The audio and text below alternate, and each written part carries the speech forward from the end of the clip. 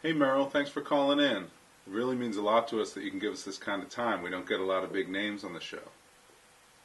My pleasure, sir. This call is sponsored to you by Verizon Wireless. Oh, great. Now you've been the announcer for the Eagles since when? That's right. Since 1977, the Eagles went 5-11 that year. That was the first season for quarterback Ron Jaworski, the Polish rifle. So that was pretty much the last season of a long, terrible run, leading right up to their NFC Championship in 1980, right? There's no such thing as a terrible run if you're an Eagles fan. We have our ups and downs, but it's all for the greater good of the city. You should know that, jerk. Sorry, Merrill. You're totally right.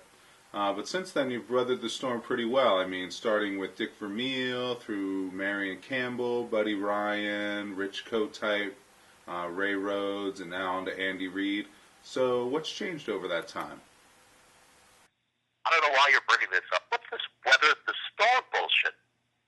It's for the Philadelphia Eagles. No green. Who the fuck is this guy? All right, well, let's talk about the rest of the league. Over the course of the career, instant replays must have changed the game quite a bit. Does it impact you as an announcer? What's your point? Well, I guess you have to be more careful with your calls. It must be hard when there's really close plays. Listen up, fuckface. I call it like I see it. If I see a touchdown, I call touchdown! High basket! Some fag referee calls the ball dead. That's his problem. Merrill, there must have been some time in your career since the replays were introduced where you were just flat out wrong.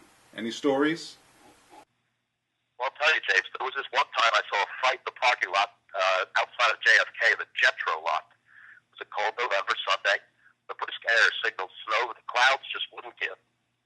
There were a cluster of men all surrounding one poor soul. I elbowed my production assistant, Eric McLemore, that this guy's about to get snookered here. Then I pulled out my binoculars, my field goggles, noticed it was just your fucking dad in a Carol Channing wig going down the Indian for the village people while a bunch of homeless guys bet cigarettes on whether he'd finish the job before the cops showed up. What do you think about that, asshole? Huh? What do you think about that, Roach? I sure got that one wrong, didn't I? Wasn't a fight at all. Turned out it was your pop, sucking cock for pocket change. What do you think about that? All right, Merrill. Calm down. Now, on a lighter topic, what do you think of Mike Vick? Well, he's an Eagle, so he's a good guy in my book. Great player. Revolutionized the game. Do you like him as a person, separate from his performance as the starting QB for the Birds? Well, me and Michael hang out all the time. We cruise around in his Land Rover. We listen to hip-hop cranked up to 11. We listen to Drake, Lil Wayne, 50, 45, 40. So how do you think the defense is going to hold up for the balance of the season? It's a long year. Well, this defensive prediction is sponsored to you by Tony Luke's.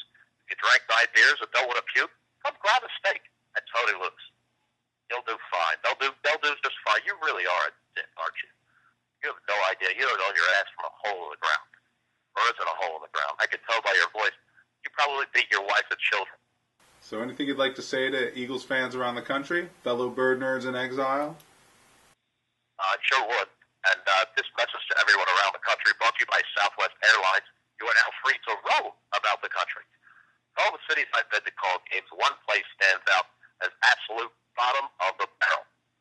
Seattle, Washington. You have one thing, that goddamn Space Needle sticks out of the city like a giant frickin' cock. The rest of you are just lumberjacks and fags.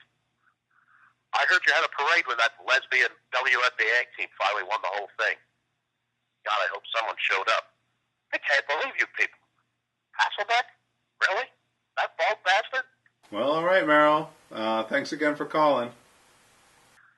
Never again. It's been a pleasure, James. Be sure to catch me on 94, the rock station, WYSP. Right after the Danny Bonaducci show, every Eagle Sunday.